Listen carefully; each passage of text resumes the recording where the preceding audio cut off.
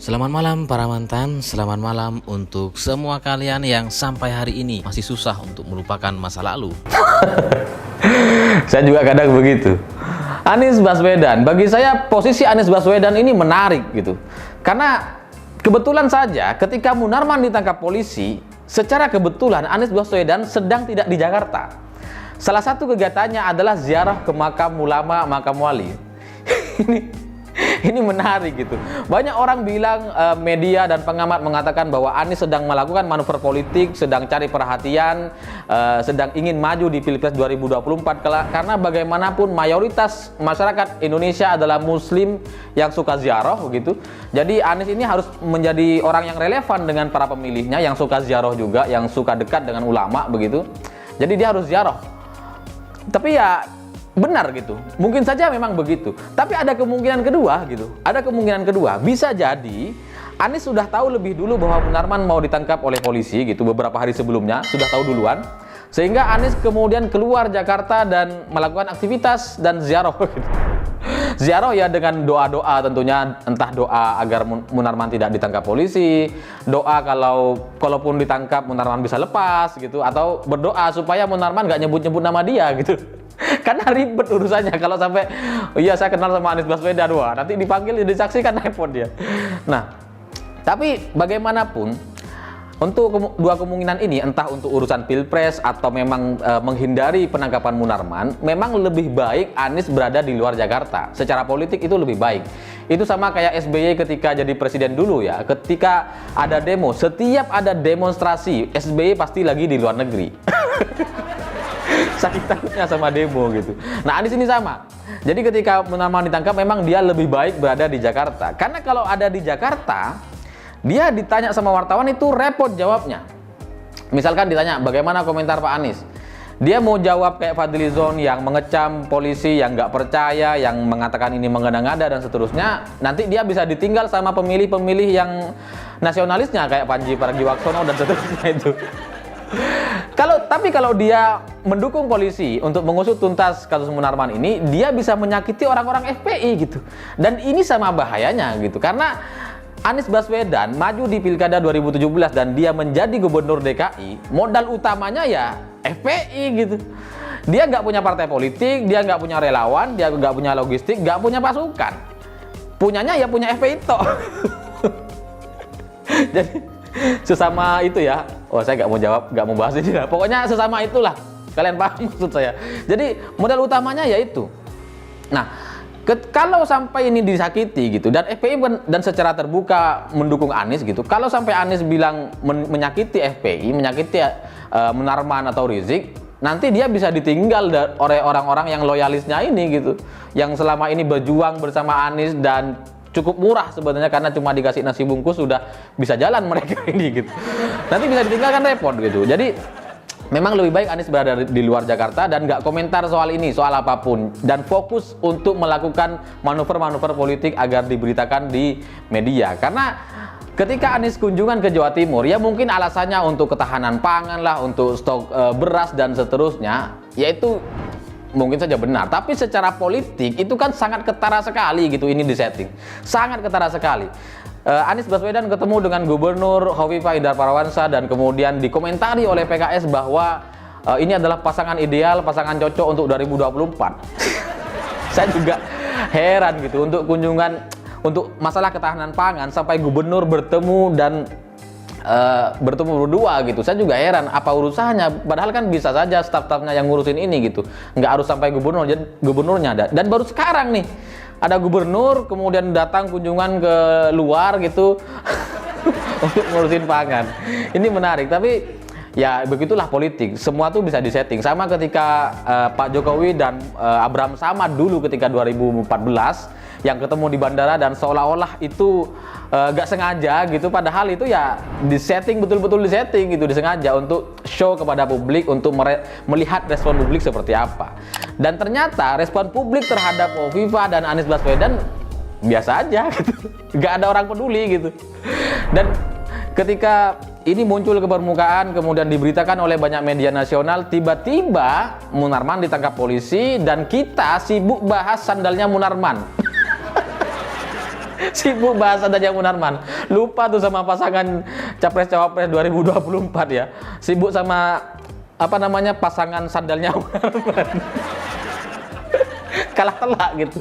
Jadi meskipun PKS sedang lagi belusukan ke banyak apa namanya partai politik dan kemudian Anies juga belusukan gitu, itu nggak ngaruh gitu. Tetap kita lebih fokus kepada Munarmannya, kepada sandalnya. Gitu. Ini gimana cara keluar dari masalah ini gitu. Tapi Anies memang hebat. Jadi ketika PKS sedang belusukan gitu dan ketemu dengan PDIP, Anies nggak dibicarakan oleh media dan kurang konsentrasi publik tuh nggak mengarah ke dia gitu. Tiba-tiba Anies nih komentar masalah PDIP dan PKS. Anies bilang bahwa ini pertemuan yang bagus, bahwa semua orang bisa bersama-sama membangun negeri ini, bisa berkomunikasi, tidak terlepas dari oposisi atau koalisi, kata Anies. Ini sebenarnya komentar ini adalah upaya Anies Baswedan untuk masuk ke dalam isu agar dibicarakan, agar disimpulkan bahwa dia ini pengen maju di 2024 sebagai capres gitu. Usahanya sampai segitunya ya, karena Anies ini kan bukan kader PKS, kemudian dia juga bukan kader PDIP. Apa urusannya dia ngomentarin pertemuan PDIP dan PKS gitu? Apa urusannya? Ya kecuali itu cuma untuk cari perhatian. Tapi lagi-lagi orang nggak ngeh gitu, nggak peduli sama Anies Baswedan ini ya, nggak peduli. Sama kayak dia ketika bilang diberitakan bahwa dalam 2 menit dia bisa meyakinkan PBB gitu ya. Orang nggak peduli itu. Mau 2 menit kayak mau 4 tahun, orang udah tahu bahwa air itu nggak bisa masuk ke dalam tanah.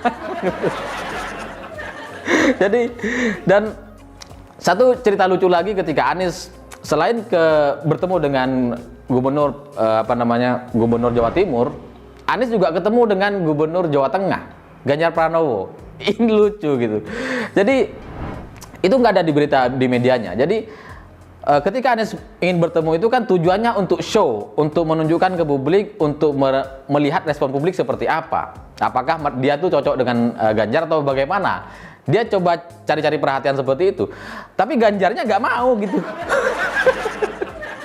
Kebayang nggak? Udah jauh-jauh didatangi dari Jakarta, datang ke rumahnya, Ganjarnya nggak mau foto, nggak mau diekspos di media gitu. Ya kalau ketemu aja, saya nggak mau diekspos gitu. Kasian ya. Itu sama kayak kita naksir orang gitu, udah kita datangi jauh-jauh, nggak mau ditemuin. Aduh, kasihan banget ya Anies Baswedan ini. Jadi tapi itu biasa dalam politik. Sama seperti Gibran kemarin ketika ditemui oleh banyak tokoh politik, oleh partai politik begitu. Ada satu partai itu yang mengagendakan goes atau naik sepeda bareng dengan Gibran. Ada satu tokoh partai politik tuh. Tapi Gibrannya awalnya mau gitu. Ya oke, ayo. Tapi di hari H, Gibran tiba-tiba, aduh saya lemes nih, nggak jadi goes ah.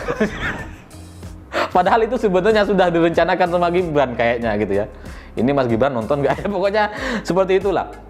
Nah, Ganjar juga sama. Dia punya kalkulasi politik, hitung-hitungan politik soal bertemu dengan Anies Baswedan atau berfoto dengan Anies seperti halnya Anies berfoto dengan Hovifah. Kalau Hovifah ini kan memang posisinya menarik, gitu, sama seperti Anies gitu. Makanya sama-sama centilnya gitu ya. Hovifah bilang bahwa Anies dan dia itu sama-sama juru bicara Pak Jokowi. Jadi punya kesamaan, ya sama centilnya.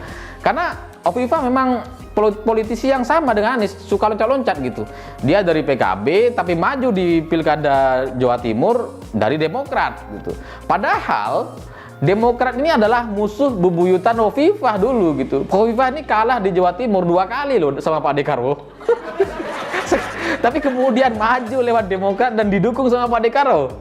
Ya untuk urusan kekuasaan itu memang kita harus tahan malu rasanya. Dan itu ya samalah dengan Anies Baswedan ini. Punya satu kemiripan meskipun ya entah itu kebetulan atau enggak gitu. Nah, kalau Ganjar itu beda orangnya gitu. Orang ini kan dari partai PDIP dan loyal dari awal, dia nggak loncat-loncat. Kalau nggak dari PDIP dia nggak maju. Jadi dia punya pertimbangan politik, dia punya kalkulasi politik untuk tidak bersama dengan Anies Baswedan. Karena kalau dia dengan Anies, ya sama aja dia menurunkan derajat dia sendiri gitu. Bagaimanapun citra Ganjar ini lebih baik dari Anies untuk urusan kebijakan, sikap, dan pekerjaan gitu. Jauh lebih baik. Ya meskipun mungkin ada minus-minusnya, tapi tetap kalau dibandingkan Anies Baswedan ini kayak langit sama sumur lah. Jauh banget gitu. Jadi wajar kalau Ganjar nggak mau foto gitu. Dan Ada satu cerita lagi ketika Ganjar itu lagi Zoom gitu dengan banyak warga, dengan secara terbuka, tiba-tiba ada warga ngeluh gitu. Ngeluh, Pak, kenapa sih mudik itu dilarang di Jawa Tengah, padahal saya ini kerja di diskotik, orang mau mabukan, bukankah itu lebih berbahaya? Terus Ganjar kan tersentak. Kamu di mana? Saya orang Semarang, Pak. Oh, Semarang mana kamu di diskotiknya? Mau saya tangkap katanya, mau saya bubarin. Oh enggak, Pak, saya kerja di Jakarta. Oh. Jadi nggak bisa Ganjar kirim tim ke Jakarta untuk nutup diskotiknya ya, karena memang bukan wilayahnya gitu. Ganjar ini di Jawa Tengah.